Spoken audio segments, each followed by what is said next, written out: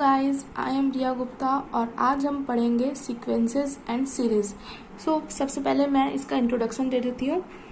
Sequence क्या होता है? सीक्वेंस मतलब कि जैसे कि मैं यहाँ लिख देती हूँ 1,2,3 ये जो हमारा है इसको सीक्वेंस बोलते हैं। क्योंकि यहाँ पे जो आपका हर एक नंबर है वो पिछले प्रीवियस नंबर से जुड़ा हुआ है। कैसे? जैसे कि ये फर्स्ट नंबर में हम लोग 1 ऐड करते हैं तब जाके हमारा ये सेकंड नंबर आता है, मीन्स 2 नंबर में हम लोग फिर 1 ऐड करेंगे तब हमारा जाके ये 3 नंबर आता है। इस टाइप को हम लोग सीक्वेंस बोलते हैं। ओके, अब मैं बताती हूँ कि इसमें टर्म्स क्या होता है। टर्म्स मतलब कि ये जो ईच नंबर और पर्टिकुलर नंबर ऑफ सीक्वेंस जो है इसको हम लोग टर्म्स बोलते हैं। जैसे कि ये 1 ये फर्स्ट टर्म हो गया, ये 2 ये सेकंड टर्म हो गया, ये 3 ये थर्ड टर्म हो गया। ये सब हमारा टर्म्स है। टर्म्स को जोड़ कर ही हमारा सीक्वेंस बनता है। ठीक है, जैसे कि एक सम कर लेते हैं हम लोग। 3, 5, 7। इस सम्स में आप लोग ऑब्जर्व कर सकते हैं यहाँ पे हमारा हर एक टर्म पिछले वाले टर्म से कैसे आ रहा है, या हर एक टर्म पिछले वाले प्रीवियस टर्म में 2 ऐड करने पर आ रहा है। जैसे कि ये फर्स्ट टर्म में हम लोग 2 ऐड करेंगे तो ये सेकंड टर्म आएगा, सेकंड टर्म में हम लोग 2 ऐड करेंगे तो ये थर्ड टर्म आएगा। ओके, ये सब तो छोटे मोटे क्वेश्चन से, इससे बड़े बड़े क्वेश्चन आ सकते हैं। और हाँ, यहाँ सिर्फ नंबर ही यूज़ नहीं होता, यहाँ अल्फ़ाबेट्स भी यूज़ होते हैं, लॉगरिथम का भी यूज़ होता है, और भी चीज़ें यूज़ होती हैं। ये सब चीज़ें यूज़ होती हैं। यहाँ मैं तो नंबर से आपको समझा रही हूँ, यहाँ अल्फ़ाबेट्स भी यूज़ होगा, लॉगरिथम भी यूज़ होगा। ये सब देख लीजिएगा आप लोग। अब मैं बताती हूँ कि सीरीज क्या होता है। सीरीज, ये सीक्वेंस में अगर हमारा कॉमा की जगह प्लस साइन लग जाता है तो उसको हम लोग सीरीज बोलते हैं। देखिए आप लोग, 1 + 2 + 3 ... ये अगर प्लस साइन सीक्वेंस में लग जाता है तो इसको हम लोग सीरीज बोलते हैं। It's not a web series, is a पढ़ाई वाला सीरीज, सीरियस हो जाइए। इस टाइप को हम लोग सीरीज बोलते हैं। सॉरी। अब मैं बताती हूँ कि इसके आगे भी बहुत कुछ है। सबसे पहले मैं बताती हूँ ये SN क्या होता है। इसका होता है sum of first n terms. N मतलब आपका, जैसे कि मान लीजिए आपको फर्स्ट टर्म निकालना है तो N की जगह आप 1 बैठा दीजिएगा तो फर्स्ट टर्म निकल जाएगा। अगर मान लीजिए थर्ड टर्म निकालना है तो N की जगह 3 बैठा दीजिएगा तो आप लोग का थर्ड टर्म निकल जाएगा। आप समझिए, आगे समझ में आ जाएगा आपको। ये सम ऑफ फर्स्ट एंड टर्म क्या होता है। मान लीजिए आपको इसमें बोल देता है, इस वाले में आपको बोल देता है कि sum of first 3 terms. 3 terms कैसे निकलेगा? Sum of first 3 terms. Sum of first 3 term कैसे निकलेगा? ये पहला टर्म को प्लस करेंगे, पहला टर्म 1, फिर प्लस ये सेकंड टर्म 2, फिर प्लस ये थर्ड टर्म 3। ये टोटल कितना होगा? 6। यहाँ सम ऑफ फर्स्ट 3 टर्म, इसका सम ऑफ फर्स्ट 3 टर्म हो जाएगा 6। समझे? अब मैं आप लोग को बताती हूँ AN। AN आपका होता है जनरल टर्म। अच्छा, सबसे पहले मैं आपको बताती हूँ कॉमन डिफरेंस क्या होता है। कॉमन डिफरेंस,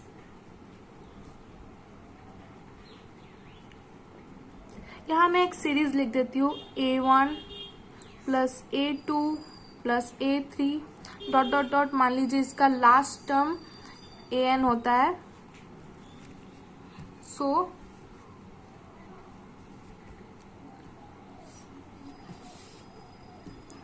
यहाँ लास्ट टर्म आपका AN है। इसमें आप लोग देख सकते हैं कि यहाँ कॉमन डिफरेंस क्या होगा।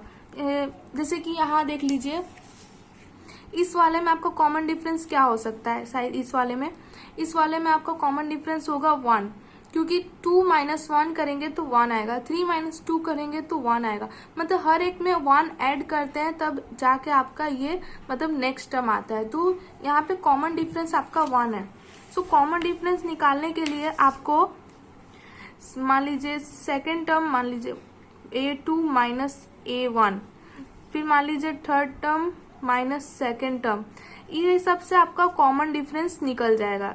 कॉमन डिफरेंस हमारा d से डिनोट होता है, ठीक है। कॉमन डिफरेंस को हम लोग शॉर्ट फॉर्म d से डिनोट करते हैं। सो यहाँ मान लीजिए an है, तो इससे पिछला वाला टर्म क्या हो सकता है? इसका पिछला वाला टर्म को हम लोग लिख सकते हैं an माइनस 1, क्योंकि ये जो है ये टर्म को डिनोट करता है, n जो है हमारा टर्म को डिनोट करता है। सो मान लीजिए ये कोई भी टर्म है तो उसका पिछला वाला टर्म में हम लोग -1 कर देंगे तो उससे प्रीवियस टर्म निकल जाएगा, और इन दोनों को माइनस करेंगे तो हमारा d निकल जाएगा, मीन्स कॉमन डिफरेंस निकल जाएगा, ठीक है।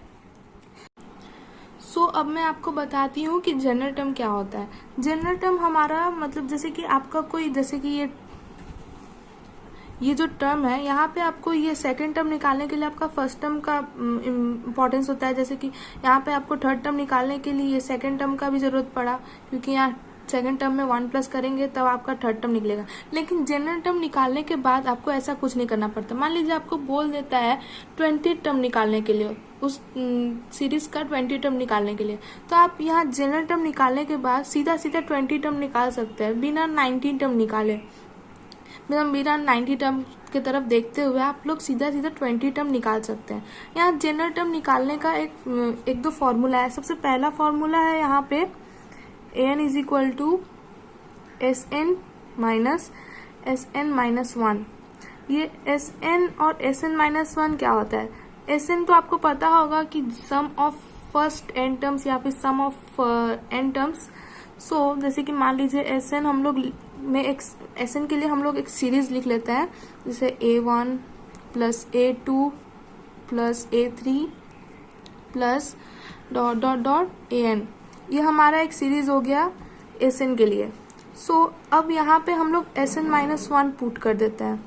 ये sn माइनस 1 कैसे पुट करेंगे? an का तो a1 ही रहेगा, क्योंकि यहाँ पे कोई n नहीं है, प्लस a2 भी रहेगा प्लस a3 प्लस यहाँ an की जगह, यहाँ जैसे यहाँ n की जगह यहाँ n माइनस 1 हो चुका है, तो यहाँ भी an की जगह an माइनस 1 हो जाएगा, ठीक है। तो इन दोनों को हम यहाँ पे पुट कर देते हैं। सो यहाँ पे हो जाएगा a1 plus a2 plus a3 plus dot dot dot an, फिर माइनस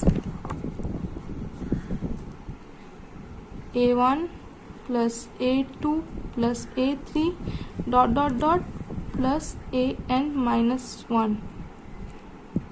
देखिए अब इसमें आपका क्या हो जाएगा, ये पूरा कट जाएगा, ये कट जाएगा, ये कट जाएगा, क्योंकि यहाँ पे सबका साइन चेंज हो जाएगा माइनस की वजह से, सब कट जाएगा। अब आप लोग सोच रहे होंगे ये और ये कैसे कटेगा, तो मैं आपको बता देती हूँ। ये an जो है, an का पिछला टर्म प्रीवियस टर्म क्या हो सकता है? an का प्रीवियस टर्म हो जाएगा आपका, an का प्रीवियस टर्म में जैसे कि ये n को तो हम लोग टर्म डिनोट, n तो टर्म को हम लोग n से डिनोट करते हैं ना। सो तो इसका प्रीवियस टर्म हो जाएगा an माइनस 1, ये इसका प्रीवियस टर्म है, तो ये हमारा an का प्रीवियस टर्म से कट जाएगा। सो यहाँ पे हमारा सब कटने के बाद an बच जाता है, जो कि हमारा जनरल टर्म निकल जाएगा यहाँ पे, ठीक है। मैं आपको एक सम्स करके दिखा देती हूँ जिससे आप लोग ये समझ जाएंगे। सॉरी गाइज, मैं यहाँ प्लस लगाना भूल गई थी, यही राइट वे है लिखने का, आप भी इस टाइप में ही लिखिएगा। और चलिए अब मैं आप लोग को कुछ सम्स करके दिखाती हूँ। ये देखिए हमारा सम्स, यहाँ पे पहला सम्स है 2, 4, 6, 8। ये एक तो सीक्वेंस है। यहाँ पे बोल रहा है कि आपको नेक्स्ट टर्म फाइंड करना है, तो यहाँ नेक्स्ट टर्म फाइंड करने के लिए आप लोग क्या करेंगे, यहाँ पे आप लोग देख सकते हैं कि हर एक टर्म में 2 ऐड किया है, तब आपका जाके नेक्स्ट टर्म आया है। सो यहाँ पे आपका फिफ्थ, ये 1 2 3 4, ये फिफ्थ टर्म कैसे निकलेगा? यहाँ पे नेक्स्ट टर्म के लिए आप लोग इक्वल टू, यहाँ पे लास्ट टर्म में 8, और जो कॉमन डिफरेंस है मतलब 2, यहाँ पे 4 माइनस 2 करेंगे तो 2 आएगा, 6 माइनस 4 करेंगे तो 2 आएगा, ये आपका कॉमन डिफरेंस है। सो यहाँ पे 8 प्लस 2 कर देंगे तो ये आपका नेक्स्ट टर्म हो जाएगा, ठीक है। यहाँ 2 भी सेम है, यहाँ पे भी देख सकते हैं, यहाँ पे आप लोग देख सकते हैं कि हर एक टर्म में हाफ इंटू किया है। जैसे ये पहला टर्म है, ये पहला टर्म जो है ये 2 इंटू 1/2 इज इक्वल टू 1, ये आपका सेकेंड टर्म हुआ। मतलब कि प्रीवियस टर्म में हम लोग हाफ इंटू करेंगे तब जाके हमारा नेक्स्ट टर्म आएगा। तो यहाँ पे आपका नेक्स्ट टर्म कैसे आएगा, यहाँ 1/4 इंटू हाफ करेंगे तो हमारा नेक्स्ट टर्म आ जाएगा। तो देखिए 1/4 into half is equal to 1/8, ये हमारा नेक्स्ट टर्म हुआ। इसका आंसर यही है। ठीक है, अब हम लोग करते हैं ये वाला सम। सो इसमें बोल रहा है कि आपका फर्स्ट 4 टर्म्स क्या हो सकता है, फर्स्ट 4 टर्म्स। सो यहाँ पे आपका ये देखिए, ये हमारा जनरल टर्म है, इसी को हम लोग फॉर्मूले से निकालते हैं। जैसे कि हमारा जनरल टर्म दे दिया है 4n² + 3। यहाँ फर्स्ट 4 टर्म मतलब कि पहला टर्म कैसे निकलेगा, ये हमारा जनरल टर्म है, यहाँ से हमारा पहला टर्म कैसे निकलेगा। पहला टर्म निकालने के लिए first term is equal to, यहाँ n की जगह हम लोग फर्स्ट टर्म का मतलब 1 पुट कर देंगे। 4 1² + 3, तो 4 इंटू 1 + 3, 4 1 जा 4 + 3 इज इक्वल टू 7। तो इसका फर्स्ट टर्म का आंसर है हमारा 7। तो अब हमारा सेकंड टर्म कैसे निकलेगा, सेकंड टर्म निकालने के लिए 4, यहाँ n की जगह हम लोग 2 पुट कर देंगे। सो 2 का स्क्वायर + 3, तो 4 इंटू 4 + 3, 4 4 जा 16 + 3 इज इक्वल टू 19, ये हमारा सेकंड टर्म निकल जाएगा। ऐसे ही करके बाकी 4 टर्म भी निकल जाएगा। तो आप लोग इसको कर लीजिए। Actually guys, I want to tell you that I will give you 5 words in the end of my every video. So guys, चलिए हम लोग आज का 5 words देख लेते हैं। सो गाइज ये है वो 5 वर्ड्स जो मैं आपको दे रही हूँ। फर्स्ट ऑफ ऑल आप लोग ये सारे वर्ड्स नोट कर लीजिएगा ताकि आपको आगे चलकर कोई भी दिक्कत हो तो नोटबुक उठा के उसको रिवाइज कर सके। चलिए हम लोग पहले इसका मीनिंग समझ लेते हैं, तब जाके आप इसे नोट कर लीजिएगा। तो सबसे पहला वर्ड है हमारा एब्सर्ड। एब्सर्ड का हिंदी में मतलब होता है बेतुकी बातें, मतलब टॉकिंग नॉनसेंस, कुछ भी बकना या फिर बकवास करना, इसको हम लोग बोल सकते हैं एब्सर्ड। सेकंड है हमारा हॉरेंडस। हॉरेंडस मतलब भयानक बोल सकते हैं। भयानक तो नॉर्मली सभी लोग जानते हैं, फिर भी मैं एग्जांपल दे देती हूँ। जैसे कि हम लोग बोलते हैं ना, ये इंसिडेंट बहुत ही भयानक था, या फिर आप कुछ देखते हैं तो बोलते हैं वो चीज़ जो मैंने देखा था बहुत भयानक था, या फिर कोई सपना भयानक था, तो उसे हम लोग इंग्लिश में हॉरेंडस बोलेंगे। सो थर्ड है हमारा बैफिल्ड।